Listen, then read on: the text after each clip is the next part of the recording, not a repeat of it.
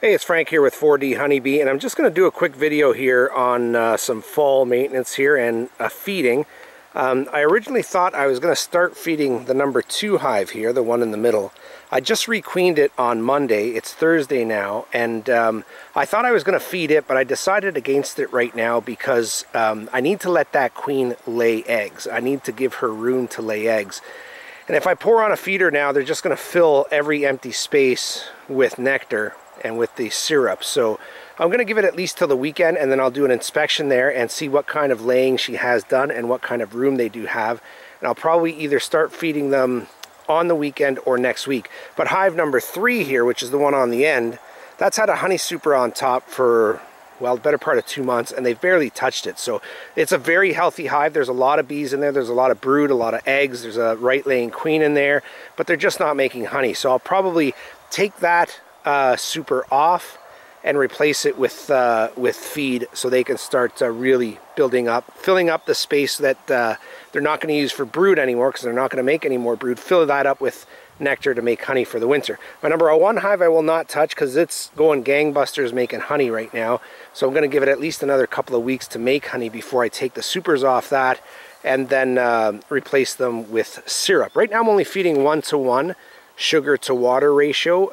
I'll change that in the next couple of weeks to 2:1 sugar to water to get them all fat and happy for the winter. So thanks for joining me on 4D Honeybee. Okay, so there are a few things to be aware of with my setup at least. I'm using a top feeder. I'm just going to put on my hood here. These bees have been really good. I'm not going to smoke them, but I will put on my hood just in case they decide to be nasty today. It's a nice day. It's going to be about 20 degrees Celsius, 70, 71 Fahrenheit, and sunny, so it's a good foraging day. It's a really nice peak beginning of fall honey flow that we're getting into here. You can see all the goldenrod. The goldenrod is coming out in absolute full force. There's a lot of Queen Anne's lace, which is that white stuff. There's purple stuff. I have no idea what that is. If someone could tell me what that plant is, that flower is. Looks like a kind of weed or something, but I don't know. It's beautiful, and I'm sure it contains lots of pollen and nectar. And there just is no shortage of nectar and pollen for them right through to November. So anyway, in this area, that is, might be different in your location. So I am going to remove this honey super because I expect they've built it out a little bit as far as wax goes, but I don't expect they're really putting much honey in it. I saw it last probably a couple weeks ago, so I may be mistaken, but either way I'm going to start feeding this hive for the winter. It's been doing fairly well. There's a couple bees in there, a few bees up the top. And what I'm using is, I'm using this top feeder, this plastic top feeder, which I wasn't crazy about because it wasn't good for ventilation, but again, in these days it's not that warm. We do have to address the ventilation, but it's not as urgent a matter as when you get into the cold of winter or the heat of summer.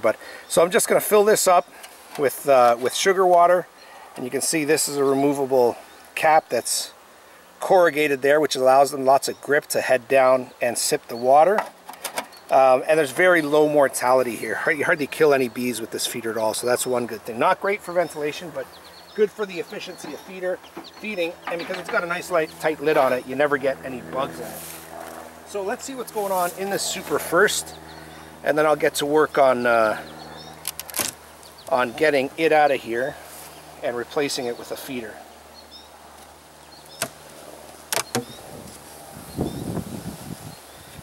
Very few bees up here, and nothing much in the way of honey production. So it did concern me a while ago, but I had a good look inside the hive, and they are still producing lots of brood, and there's still lots of honey in the 2 supers that they have below. So not anything I'm going to concern myself with. Now, one thing I am going to do now that I put this top feeder on is I'm going to switch the vent from facing up to facing down. Because if you face the vent up and you put the feeder on top here, the vent is actually not doing anything, because bees will try to get in, they'll land here, and they won't have an upper entrance either. So I'll turn this to vent facing down, which means you will get ventilation at the front of the hive, nothing coming up the middle though, and that's pretty much what you end up doing for the winter anyway. So important that when I do this, when I flip the inner cover, it's important that you take the propolis off, okay? And the reason why is because even though, you know, this is not very sticky right now, once you turn it over and you put the outer lid on it, the telescoping lid, once this thing gets warm, it will stick the inner cover to the outer cover.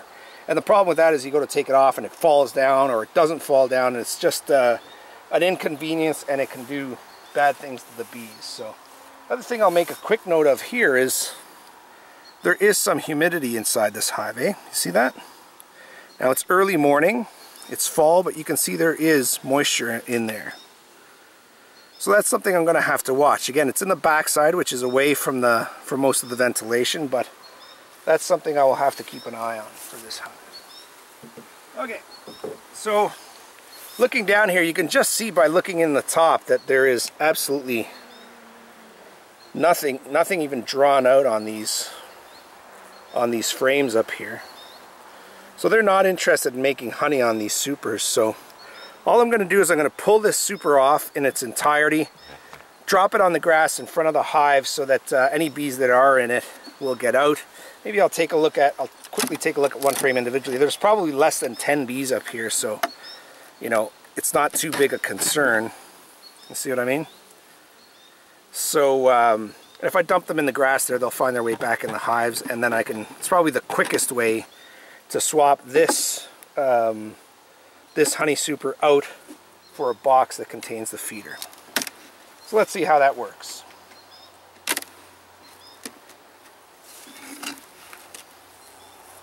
There's a nice number of bees inside the top brood box, which is always good.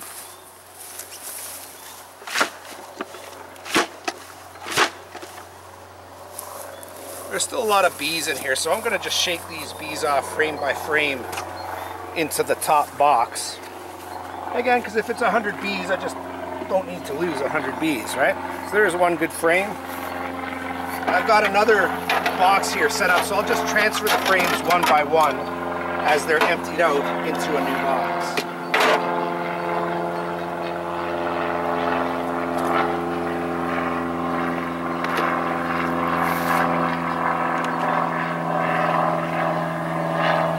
Put these on here.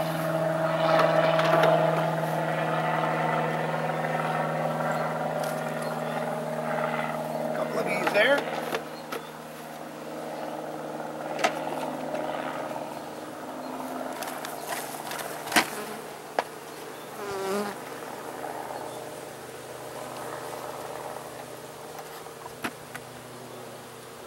Smokes, this one's really glued together tight.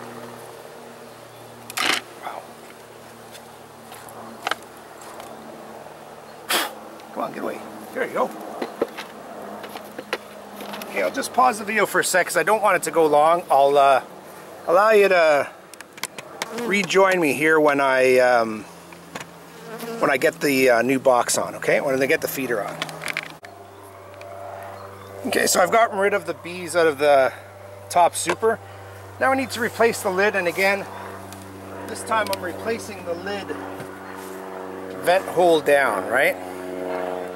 So that they can still use it as an upper entrance. And I got to get rid of all these bees up on the top of the lid because they would be trapped there once you put the feeder on. So I'll just see if I can push these guys right into the top here and not upset things too much.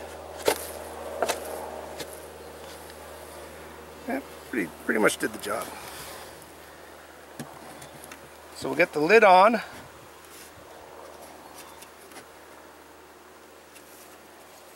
And then we'll put the feeder in. We'll allow these last little bees to escape the hard way. Come on, guys. Already got an ant in the feeder, of course. And then we will put the lid on and just pour in. I did a couple of gallons here, I guess, or yeah, maybe 1 gallon, I don't know.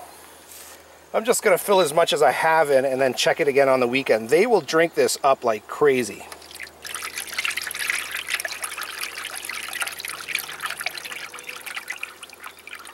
So now I have overfilled these too. I overfilled one last year in the fall, not realizing that that the fill level really needs to be the level in there, not the level out here. I overfilled it and flooded my hive and killed my bees. It was in the late fall. We got a cool down, and all the humidity killed the bees, so I won't be doing that again. So there's the syrup. Get out of here, guys. As they get in there now, they're trapped, so we don't want that to happen. So put the sort of protective super on top. And this is just going to be to protect the box. And that's it. They are fed. I'll come back and see these guys within a few days probably. And in the next couple of weeks, I'll go from a 1-to-1 syrup sugar ratio to a 2 sugar to 1 water ratio to really sweeten things up for them to be ready for winter. My bees did not survive the winter last year, 2 separate reasons. One hive was queenless, which happened to me just now, and I've re-hived, or re-queened the hive. Re-queened the hive, that's what I say. And so I don't want a repeat of that. And the other one, like I say, I killed with moisture. So thanks for joining me. That's it for feeding for this time. It's September 8th or 9th, I think.